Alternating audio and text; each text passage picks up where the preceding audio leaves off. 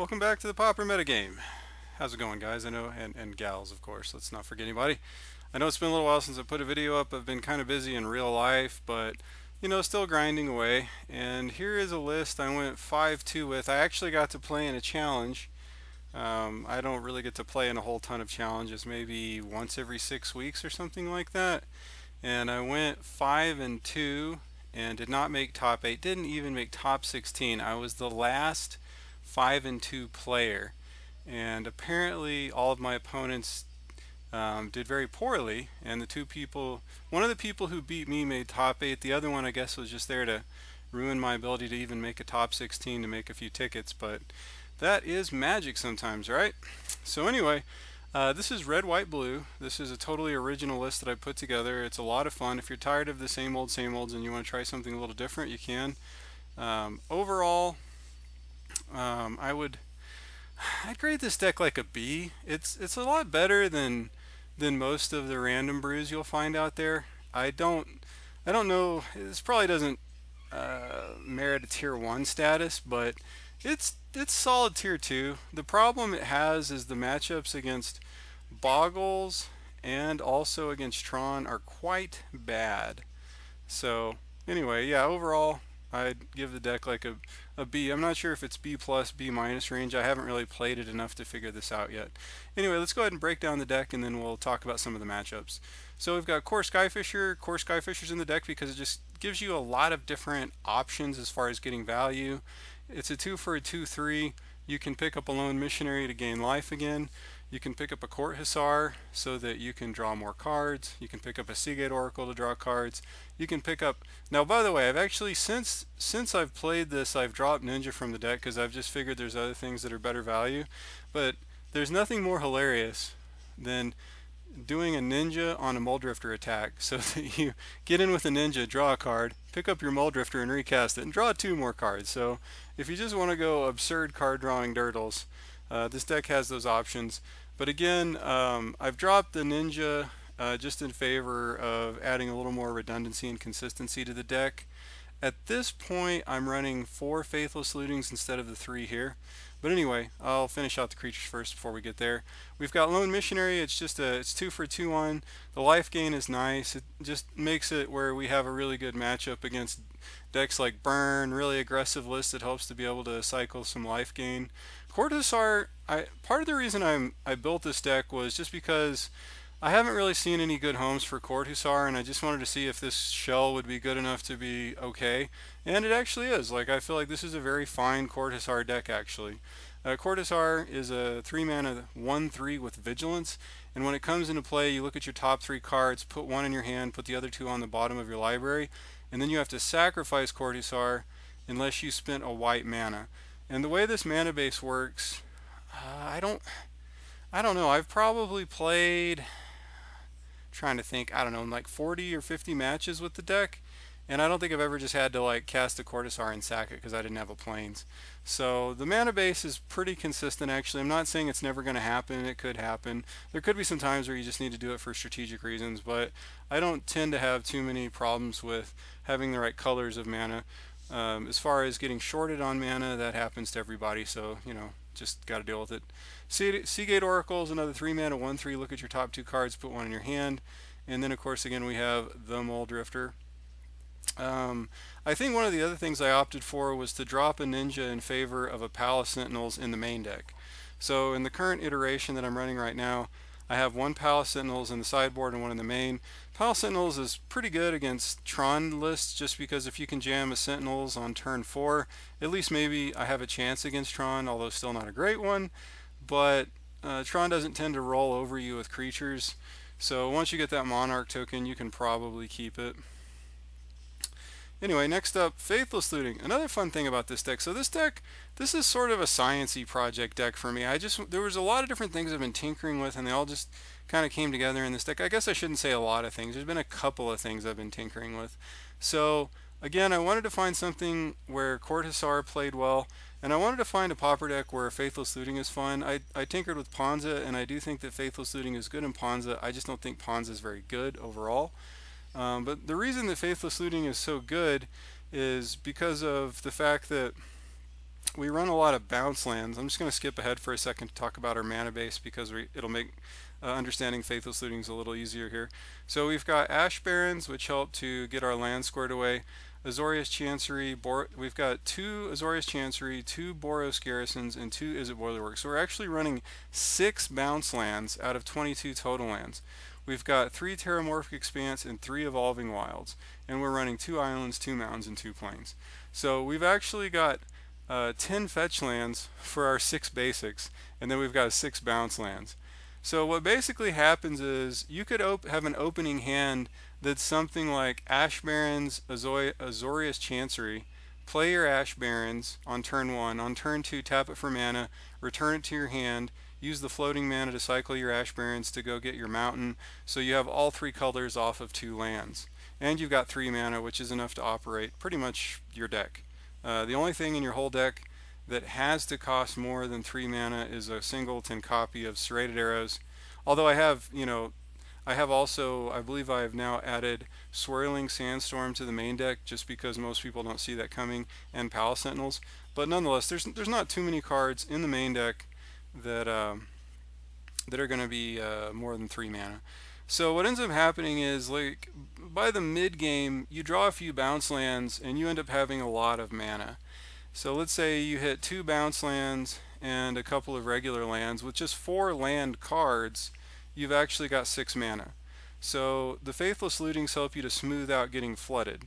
You can just, there's plenty of turns where you have a land in your hand that you don't really need.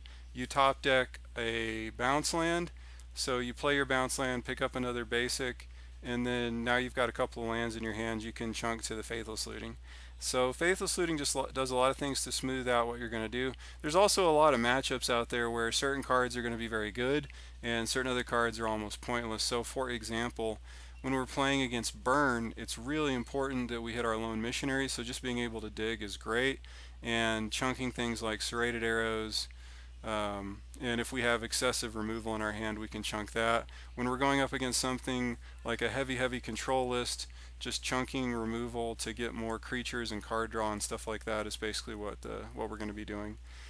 Then we've got a bunch of 1 mana removal spells. We've got the Firebolts, which do 2 damage for 1 mana, flashes back for 5. Flame Slash, 1 mana, deal 4 damage to a creature. 3 Lightning Bolts, which is kind of a feel bad. Deck could, probably be better running 4, but we're on 3 right now. A singleton Momentary Blink, which might be a little greedy. This might be something we should cut, but I just really enjoy the versatility that Momentary Blink gives to the deck, because it can be used to gain life, it can be used to draw cards, it can be used to kill creatures. It just does all kinds of stuff. And then a couple of prohibits.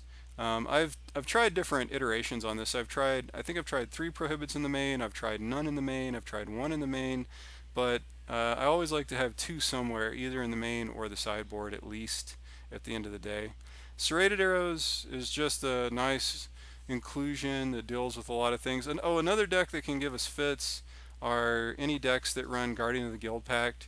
Protection from monocolored basically bricks all of our removal.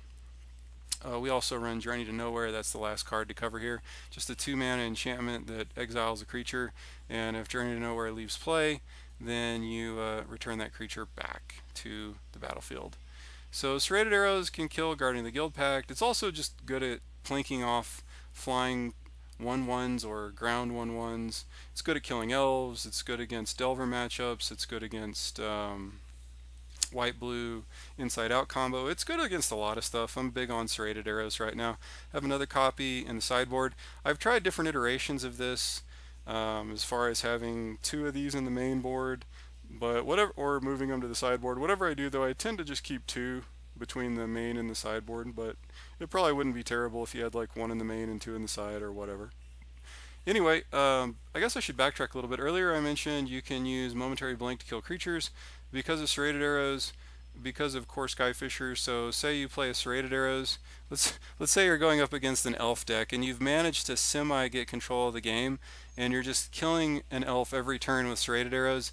Your opponent is going to breathe a sigh of relief because you finally run out of counters on Serrated Arrows. Then you play Core Skyfisher and you pick your Serrated Arrows back up, and then They play Lead the Stampede and they reload their hand, so they just start jamming a lot of elves again. You start eating them with serrated arrows, and they think, oh, thank goodness, finally they're out of those stupid arrow tokens. And then you momentary blink your Skyfisher, pick up your serrated arrows, and play it again. So yeah, just a single copy of serrated arrows.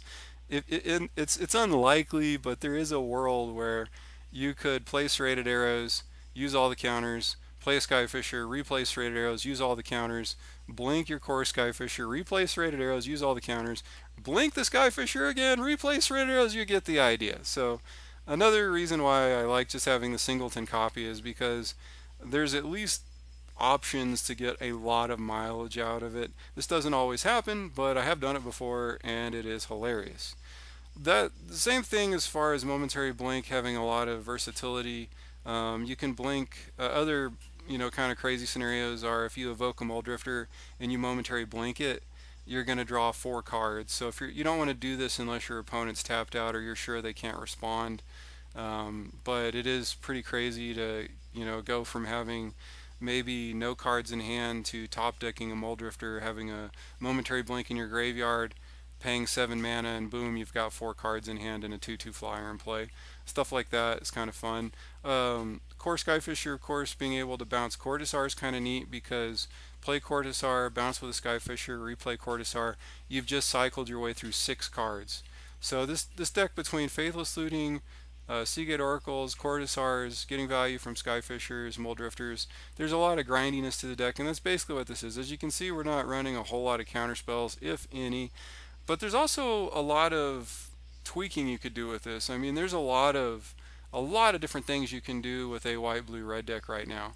Another vulnerability we have is because we're not in black, we don't have main deck Bojuka Bog, although you could conceivably just jam one in here anyway.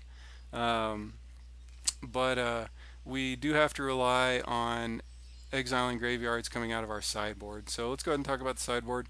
2 copies of Electrickery, 3 copies of Pyroblast, 2 Relic of Progenitus, so at least we can hate on sideboards, 2 copies of Standard Bearer because our matchup against Boggles isn't great, and this is also just a nice annoyance against something like Inside Out combo.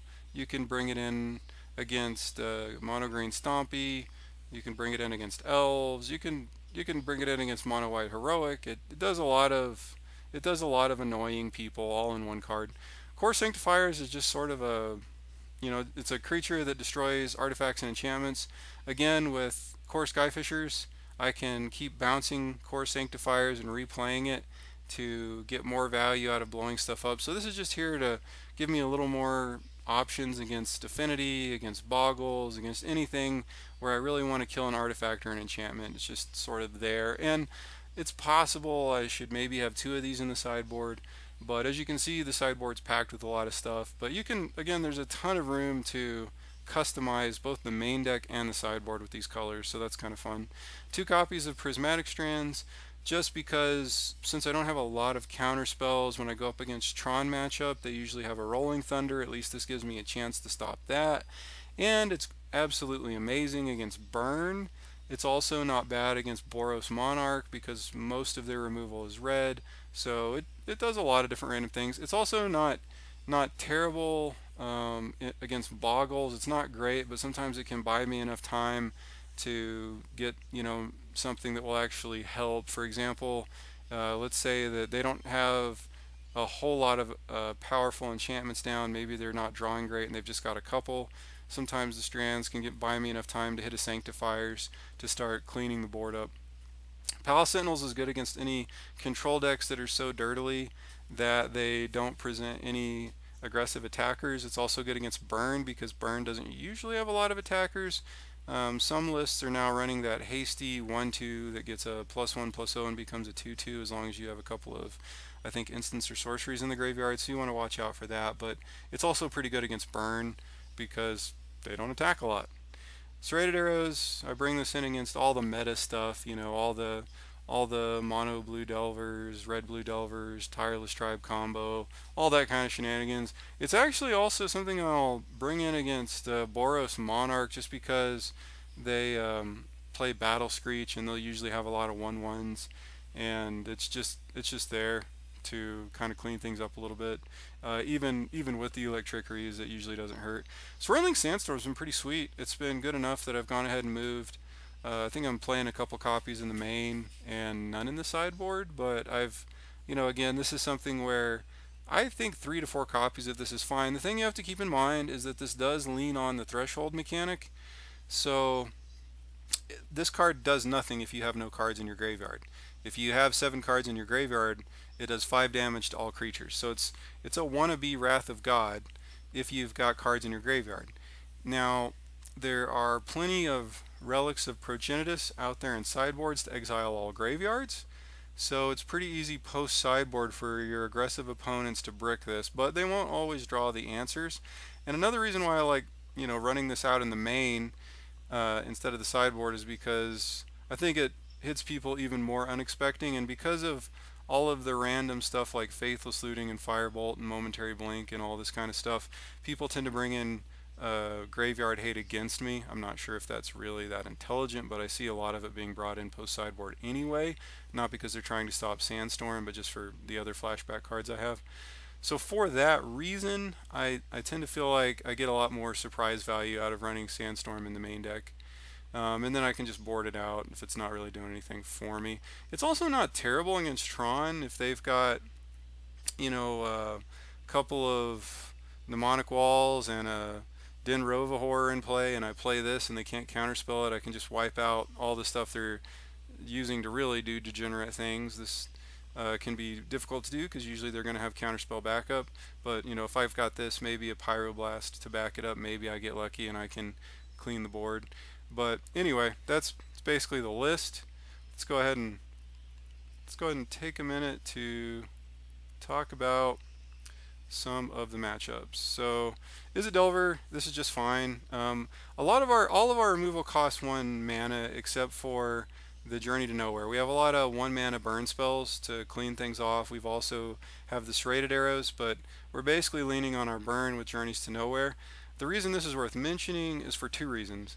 One is because all of our, well, not all, but most all of our burn is susceptible to Spellstarter Sprite, so you have to be very careful about how you sequence your plays, watch what your opponent has open, and you just have to be very systematic about what you do and when you do.